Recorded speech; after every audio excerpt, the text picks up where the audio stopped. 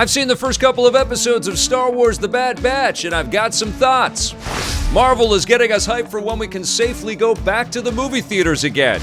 And I've taken a ton of photos and new Pokemon Snap, so let's talk about it. All that and the latest and everything cool today in The Rundown. Hey, welcome to The Rundown. My name is Victor Lucas, and it is my absolute pleasure to bring you the latest and everything cool. And that is also thanks to our friends at the Gaming Stadium. They are Canada's leader in online tournament facilitation. They've got things happening every single weekend. You don't want to miss out on all the cool stuff that they're working on. You can find out more about them at tgs.gg. Today's episode is going out to our friend Jim Johnson, who was first in the room for this Rundown Live, because every once in a while we do these things live. So if you've got the time and can join the best chat on the internet, TM, you should do that because it's a lot of fun. All right, let's get started with Jim's Rundown. Tomorrow, May the 4th, is going to be the release date of The Bad Batch, Star Wars The Bad Batch. Disney Plus has got a whole bunch of things going on all day long, including a little trailer starring the Simpsons family, which are a little teaser short that stars the Simpsons family, which is really cute. I can't wait to check that out. I have been able to watch a couple episodes of The Bad Batch, and I want to talk about my experience so far with the show, which has been very positive. But first, I wanted to regroup and hear a little bit more from the main star. It's so funny because D. Bradley Baker, he actually plays the entirety of The Bad Batch. When the credits roll, it says The Bad Batch, played by D. Bradley Baker. It's incredible. Let's hear from the man. Can you believe how much of Star Wars lore you can chart your own career with now at this point? I can't believe it. I can't believe the degree to which I'm playing in this universe that so captivated me as a kid.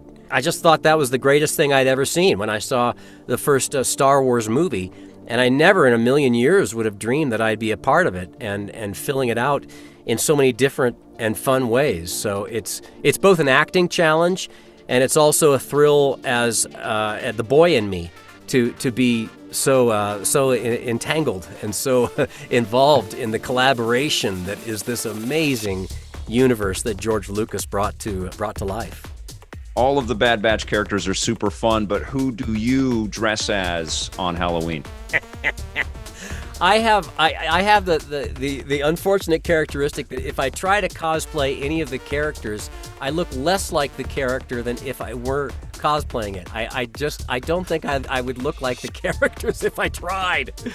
The one that I would like to be, that I think would be the most fun, I would need the most help with the cosplay to be Wrecker, because Wrecker's a blast, and Wrecker makes me laugh.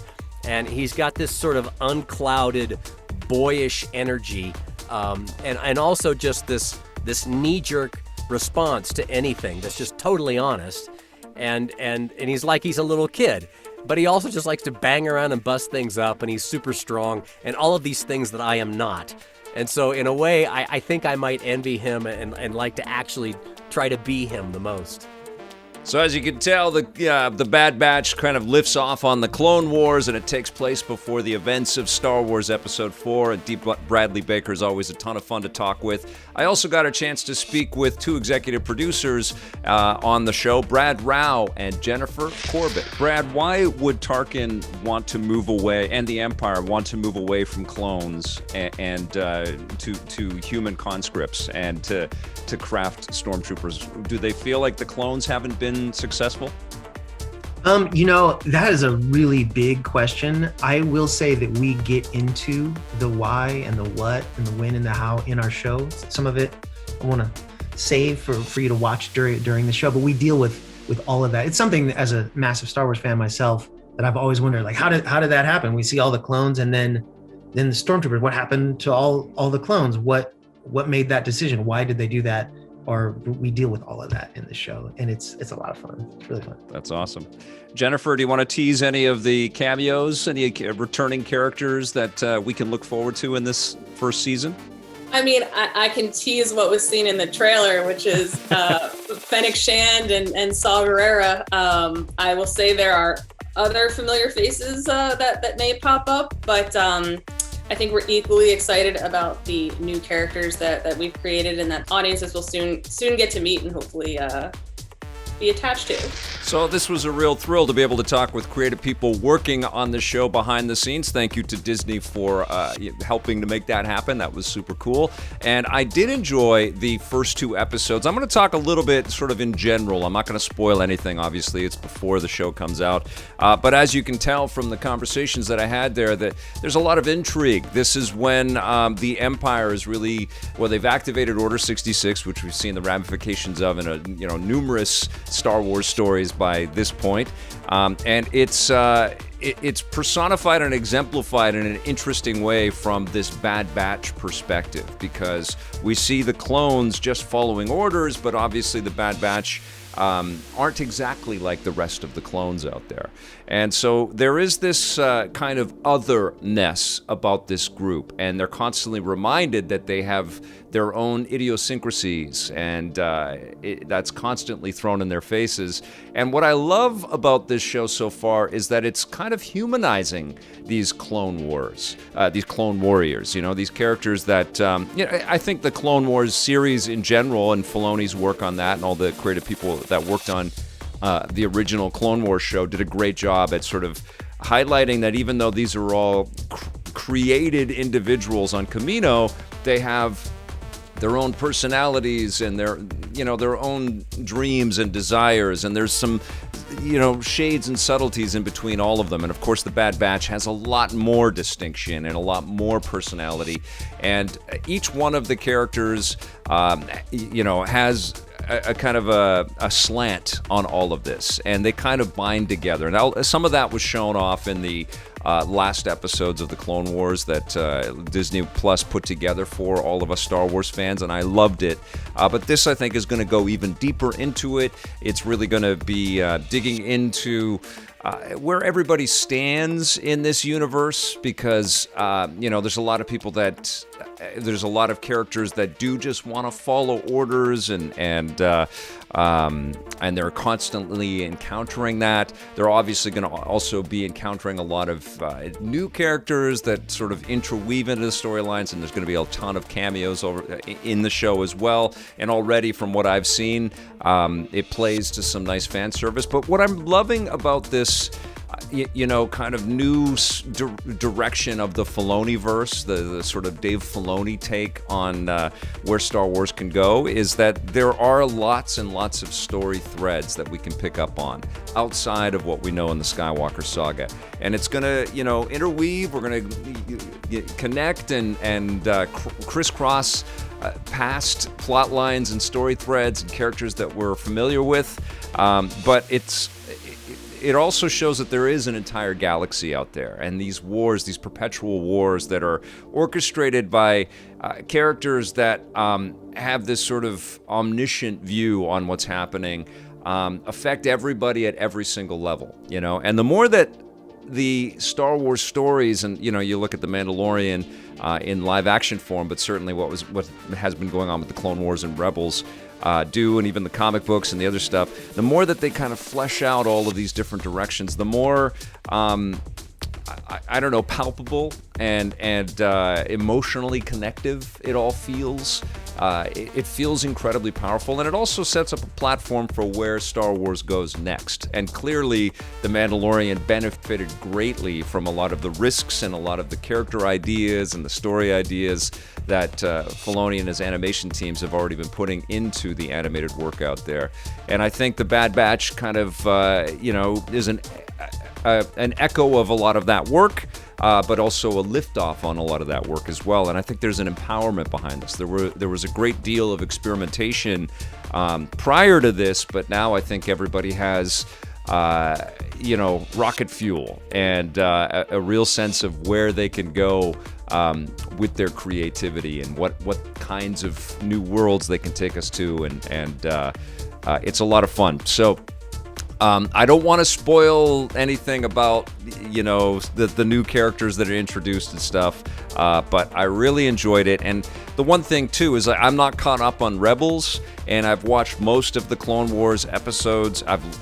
And I can't remember every single minutia, every single detail that's been scattered across these you know, tremendously creative episodes. But that didn't really matter. There is a bit of a catch-up with the Bad Batch, and it's a new thread. It's a new kind of story. You instantly get to know these characters. They have specific traits which are tied to their names and their personalities, and so you kind of click right to who they are, you know, and I thought that was really cool. So you don't have to come in, what I'm saying, with all of the background and all of the stuff watched, and you don't have to be part of the Star Wars lore group in order to appreciate what's in Star Wars: The Bad Batch. So I'm looking forward to your thoughts. It's going to premiere tomorrow. I think it's the first episode, which is a 70-minute show. It's like a mini movie, and then every Friday. And I saw you guys in the chat. We're talking about episodes launching on Friday. So we'll probably get the first episode tomorrow, and then the second episode on Friday, and then every Friday after that. So I will definitely, be tuning in, and I'll follow up with you guys. But I'm really looking forward to your thoughts on it. But I'm not going to score it, but I'm giving it a big thumbs up. It is really, really cool. All right, now let's talk about what's going on in the other part of Disney's massive galaxy in the Marvel Universe.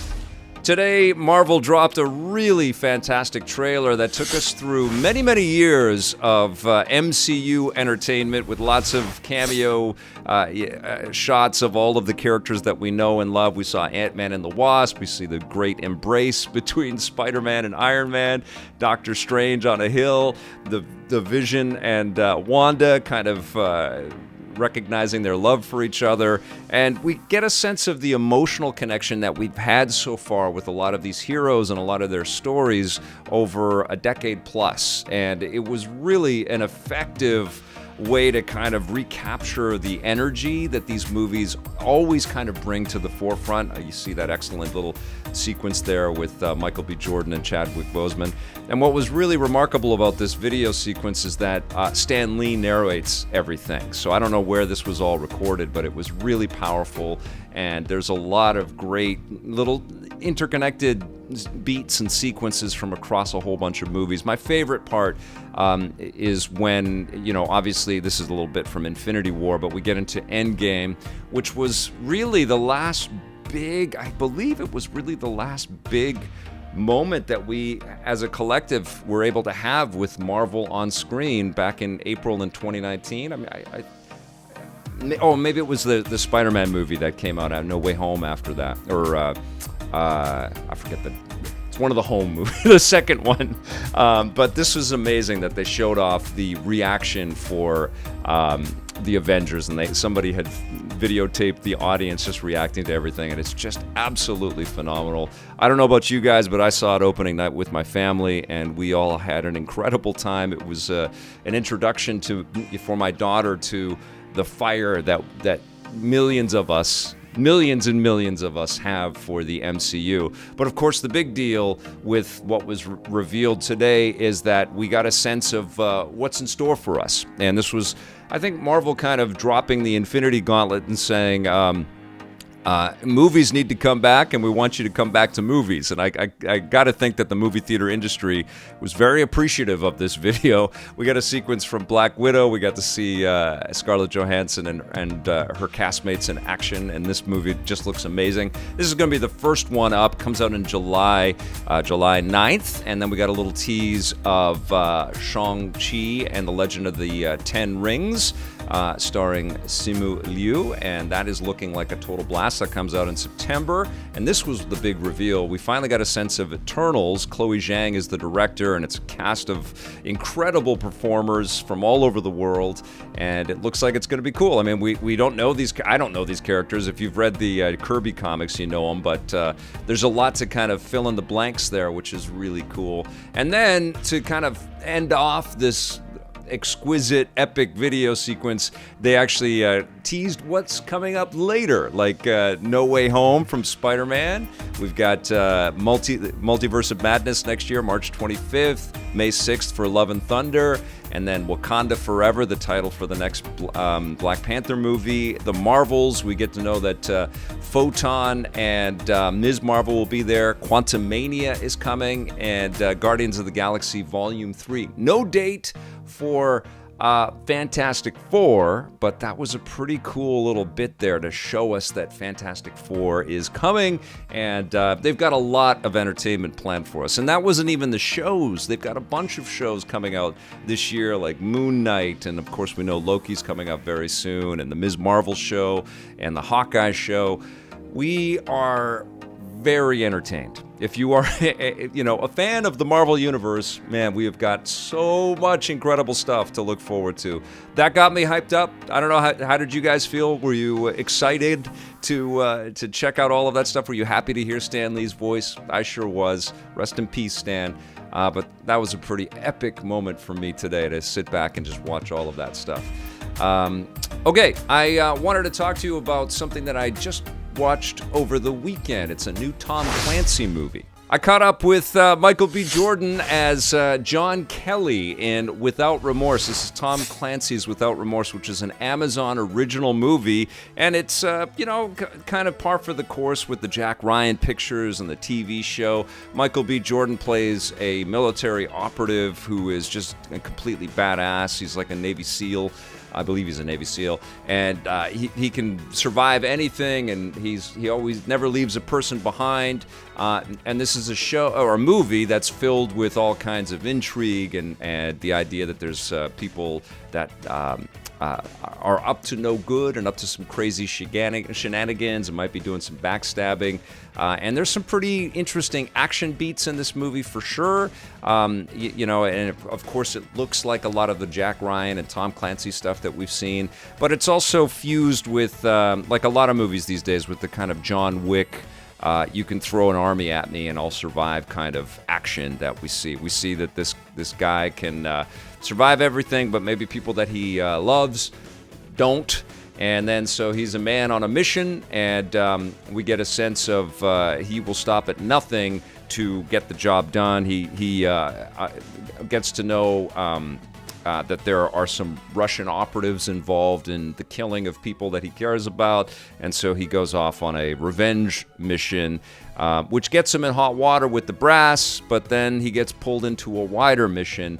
And this is where the movie kind of gets a little bit, it sort of runs off the rails for me. I like the kind of personal storytelling, but the minute that this goes on this, international escapade, and we see John Kelly and his team have to go into a country and take out somebody, it just feels so... It's a big idea. It's a big concept, but I don't know what it was with the budget on this movie. It just felt really small. It felt like we get them all into a plane and then we land on a location, and they just are in a location and they can't leave their location, and they're just basically taking out snipers in this building, and they're trying not to lose their team inside of this international... I'm trying not to spoil stuff, but they're trying not to lose their team inside of this international country, and it just felt like they had the budget for one area to shoot everything, and it was just not that cool, and the setup was pretty cool. Like, we see Guy Pearce is in this, and Jamie Bell is in this. I like this sequence here where, John Kelly is getting some revenge and getting some information on people that...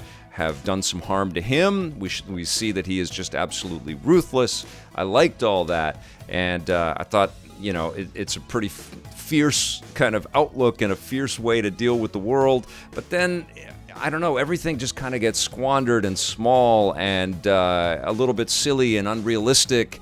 And even though I really admire Michael B. Jordan as an actor, he's terrific, and I think he's going to be directing Creed 3 pretty soon. And of course, we love him from Black Panther and stuff. He's an amazing actor. He might be the new Superman, who knows? But I feel like his performance isn't really served by the direction of this film. And what surprised me is that Taylor Sheridan, who is one of my favorite talents in Hollywood right now, he wrote Sicario, he wrote and directed Hell or High Water with Jeff Bridges, which is an excellent film. And he's terrific.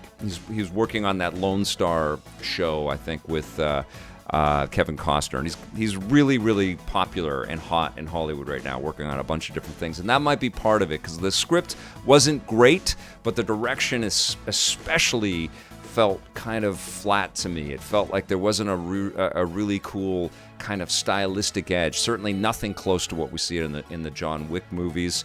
I was in it because I like the actor, I like the setup, I like the Tom Clancy sort of genre of films. I wasn't a big fan of the last Jack Ryan season, but the first season of Jack Ryan was actually pretty cool.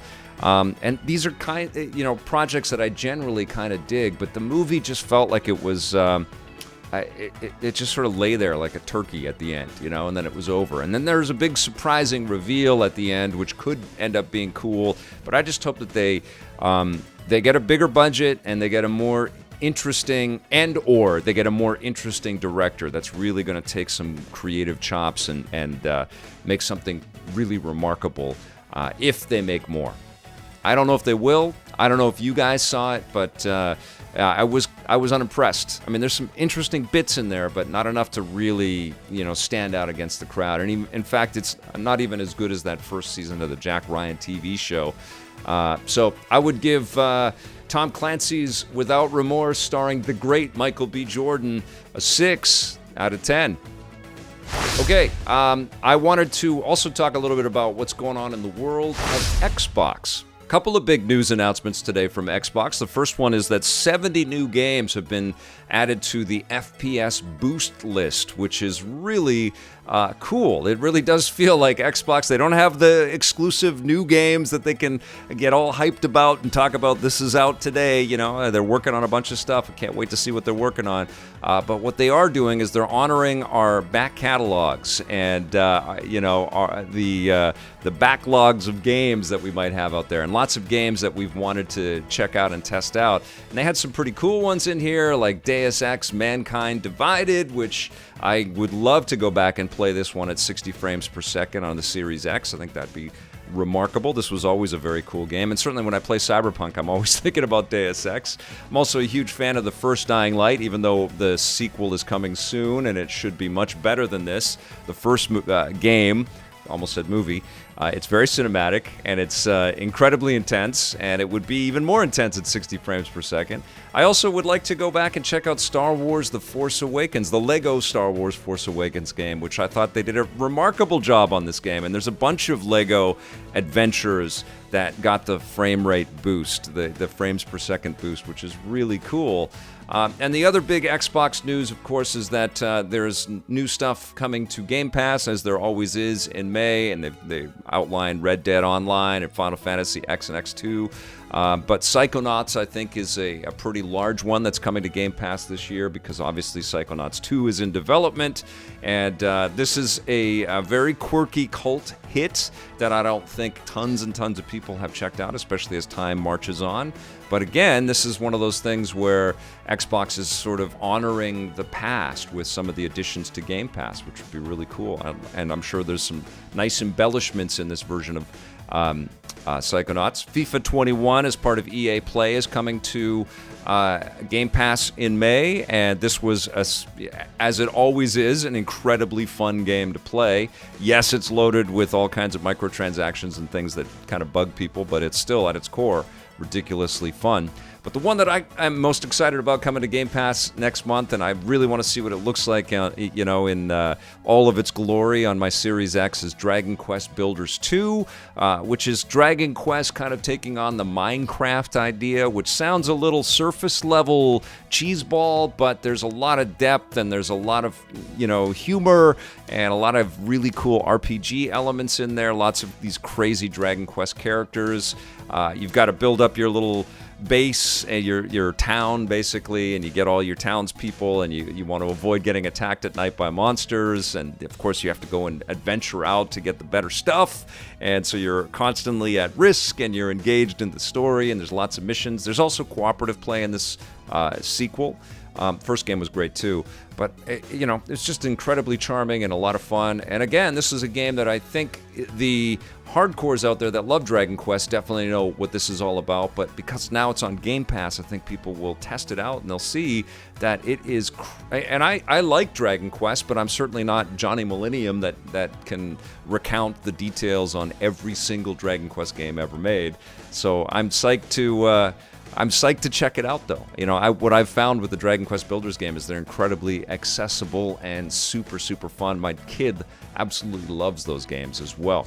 Now what I want to do is I want to talk to you about my experience so far with new Pokemon Snap. But to set that up, I think we have to take a little, we have to go back in the... So what do you think of Pokemon Snap? Okay. Basically, you get on this thing, and you have like these apples and bouncy balls and things that you throw at people to like fluster them.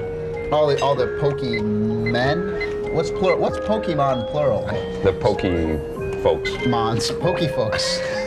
So you're throwing stuff at the Poke folks, and they, you know, like they could throw it at a Pokey thing, and he gets all mad and he chases you, and you have to take pictures. So it is kind of cool. I gotta admit, I've never played a game like this ever before.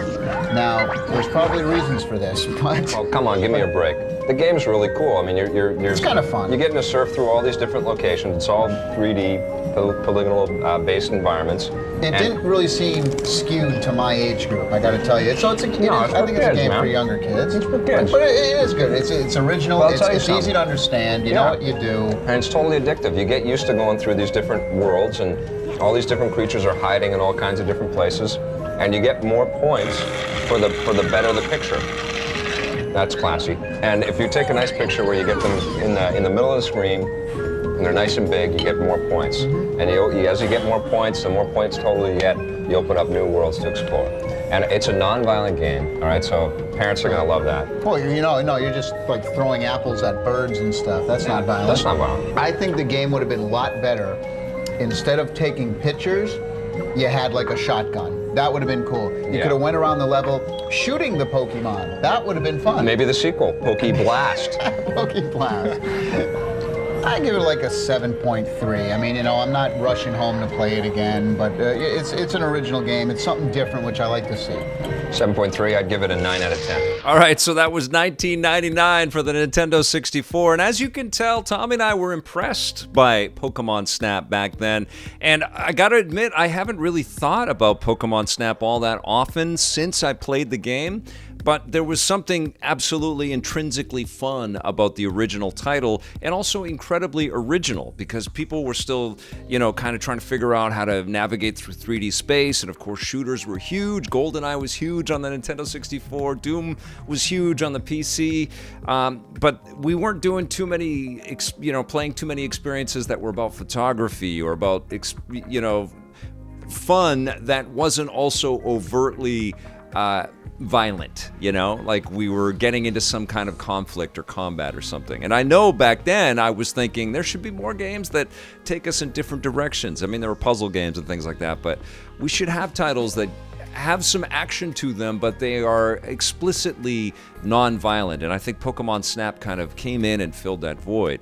And of course, new Pokemon Snap also is looking to do the same kind of thing as well. Like they are, what you do in this game is you get into a bubble vehicle and you cruise around and you take photographs of all of the Pokemon. And what you're going to recognize as you look at some of this footage is, of course, times have moved on, and time has moved on and marched on, and things are a lot more beautiful these days, and everything's in high definition, and all of the character renders and models are terrific, and they're to scale with what we know of the Pokemon characters, and it's really cool. I mean, even the technology that is sort of employed in the game is much more futuristic and makes a lot more sense with what we recognize with cell phone cameras these days. And I say cell phone cameras, and that is the first thing that comes to my mind as I check out a game like New Pokemon Snap. We've progressed so far with games at this point, and even though photography hasn't really taken off as a hobby within video games, like in terms of the gameplay that we play, that much. There are certainly games like Spider-Man where you're Peter Parker and a photographer and you've got to take some pictures. But, what we have seen is that photo modes have become an incredibly integral element of enjoying modern interactive entertainment. And so there haven't been a ton of photography games in the last 21 years, 22 years since Pokemon Snap first came out. But photography in games has really grown and really become quite remarkable. And I think what's kind of different about experiences now is, we have so many touchscreen engagements. We have so many pieces of entertainment on our smartphones and our tablets. And I played this game on my Switch and on the Switch Lite, and I played it in portable mode and on the screen, and I could not stop thinking that this would be way better suited as an AR experience on a smartphone. It's great that it exists. It's great that it's on the Nintendo Switch, and I got to tell you that I played it on the screen. I streamed some. I played it on my television set, and I was using the thumbsticks. But it's way more fun when you can pick up the Switch in portable mode and you're looking around, and you've got a little bit of that augmented reality experience. Even though you're looking at all video game graphics from whatever direction you're llooking in, it was, that one-to-one connection of the motion controls is much better. And I also think that because it only exists on the Switch, right? And Pokemon Company and Nintendo worked it out so that it's only on the Switch. But if you've got the Switch Lite, that is the perfect platform for new Pokemon Snap in terms of what Nintendo is offering. I still feel, though, as cool as the experience is, and you get challenged with taking great photographs, and you come back and you get everything kind of looked at and judged and rated, and then you're sort of leveling up and new areas get unlocked. As cool as that hook is, and they've done a really nice job at giving you like underwater levels and jungle levels, and you go through in different branching paths and things like that. All of that stuff is great. It would also be amazing if you had an AR sort of experience and you see some of the real background that you're in, sort of like what they've been doing with Pokemon Go, but a little bit more elaborate, especially for modern phones, and to see these 3D models, peek out from real life trees that you see around you would be phenomenal. And it was really hard for me not to think about that. I really wanted to see Pikachu in my local park. I just think that would make a tremendous amount of sense. That being said, the core sort of design philosophy of Pokemon Snap, the way that you play the game, is still as fun today as it was in 1999. It may be not as fresh or original, and we've certainly had tons and tons of different gameplay ideas that have been introduced into the world since then. But there's something really chill and rewarding and relaxing. I've been playing a ton of Returnal, getting my blood pressure up and getting angry. And so it was nice to just sort of relax a bit, and just unwind and just cruise around in this on-the-rails experience and take the best photographs that I could. I will say that I showed this to my kid, my 9-year-old daughter, Ruby, and I think the visuals were somewhat attractive to her at first, but she is in Roblox world now, with her friends, partially to have that social connection because they get online and they chat with each other while they play. But Roblox, if you don't know, is basically like a YouTube for video games. They're kind of simplistic games, but the options are never ending. There's lots and lots and lots of different things that these my kid and her friends can all kind of test out. And the comment that came back after playing some new Pokemon Snap for a while is that it? That's the whole game? I'm just taking pictures of Pokemon? And that is kind of the challenge of it. That's the game. You have to really love these characters. You have to really be committed to having this kind of photography type of experience. Of course, there's a storyline, and of course you get new abilities and new sort of opportunities and experiences are opened up to you as you get better at the game. But the core of the game is riding these rails and trying to take these photographs. You're going to see a lot of these creatures over and over again. You're going to see a lot of these sequences over and over again. You're going to have some questions about how your photography has been judged by the AI within the game. You can also share things online, and you can customize the photographs and all that stuff, which is really cool. But I think that this is a game for people that just love Pokemon, that really, really just want to escape into the Lentil region and check out these areas and take these photographs of these different characters, and then you can augment your photographs and share them with your friends. But I gotta think of Pokemon Snap? This, but I got to think, man, like this experience would have just been so much better served using real life social media and real life technology that all of us are walking around with in our pockets. And who's to say that that's not going to be sort of an end sort of destination for Pokemon Snap as a brand? I feel also that because we have photography sort of employed in so many experiences where you can you pause the action and then move the camera in whatever direction that you want to and then share that. And I think there's whole sort of social media galleries of people showing off their skill set, whether it's Red Dead or Assassin's Creed Valhalla or whatever. Showing off these incredible images that they're pulling out of the games, like Ghost of Tsushima, and it's really lovely and beautiful. This is. It's just not as robust as some of that stuff, It's just and that's just an add-on into those games. And so when you play new Pokemon Snap, it feels like, well, this should have been a mode in another Pokemon experience, like almost like if Niantic and Nintendo and the Pokemon Company said, okay, well, let's add Pokemon Snap to Pokemon Go. And so that'll give you a whole other thing that you can do when you're cruising around outside. Or any other Pokemon adventure, Pokemon Sword and Shield, but you also get a Pokemon Snap kind of component in there. It feels to me a little bit thin. I mean, that's the best way. It's not fun, and it's definitely relaxing. It's definitely chill. It's welcome in this kind of stressful reality that we're all living in, for sure. But it does feel like it could be an add-on to a larger type of experience, particularly with how so much of the video game industry has adopted photography into their games at this point.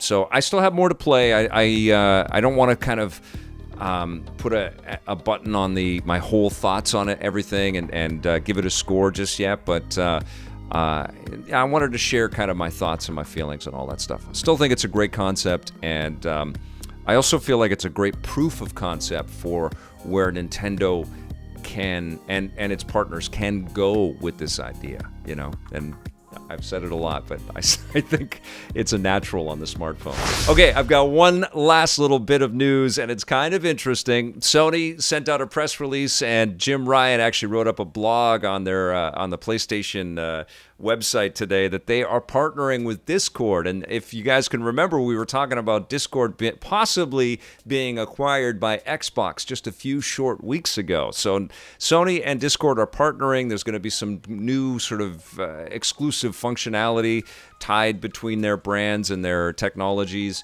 And the other big thing is that Sony has invested a bunch of money into Discord. They're a minority investor into the company. So that's very interesting. Never a dull moment in the video game industry.